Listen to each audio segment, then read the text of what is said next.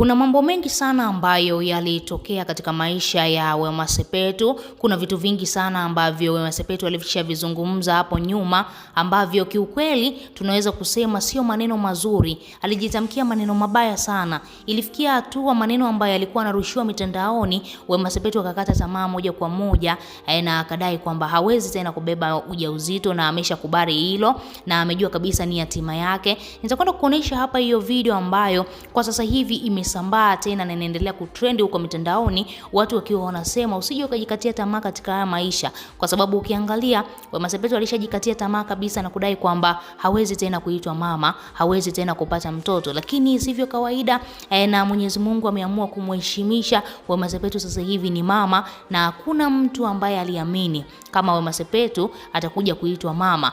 Hata zile video pamoja na picha zilizokuwa zinavuja mitandaoni kwamba Wema Sepetu ni mjamzito, mashabiki bado walikuwa hawaamini.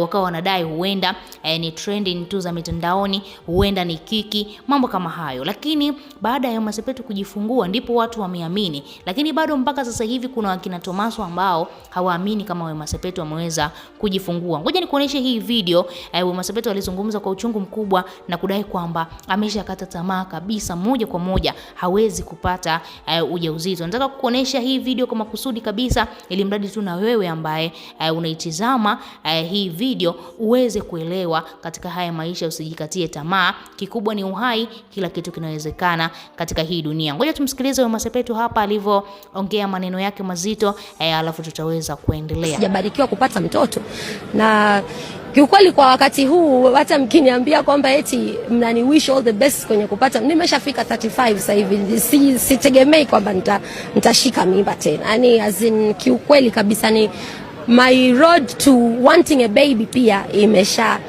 au hata ile hamu, unajua mtu kikihamu sana kitu imefika point nime give up.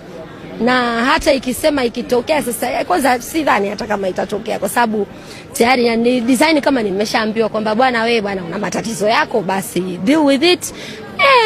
Nini, kwa hiyo hivyo. Hiyo ni video ambayo watu wengi sana walisikitishwa na maneno ya Wema Sepetu. Alizungumza maneno mengi sana ya kukata tamaa, lakini tunaweza kusema Mwenyezi Mungu ameweza kumheshimisha tena Wema Sepetu, amefanikiwa kupata mtoto wake, tena mtoto wa kiume. Ni jambo kubwa sana na unaambiwa katika maisha muda unakata tamaa ndio muda ambao unaona mwanga wa lile jambo ambalo umelikatia tamaa. Ndicho kitu ambacho kimemtokea Wema Sepetu. Kipindi amekata tamaa, Mwenyezi Mungu ndipo alipombariki mtoto na kumuonesha kwamba muda unakata tamaa, ndipo muda huo huo na mimi natokeza na kukupa mwanga tena mwingine katika maisha. Wewe kama shabiki una lipi la kuzungumza? Tuachie maoni yako chini ya comment section.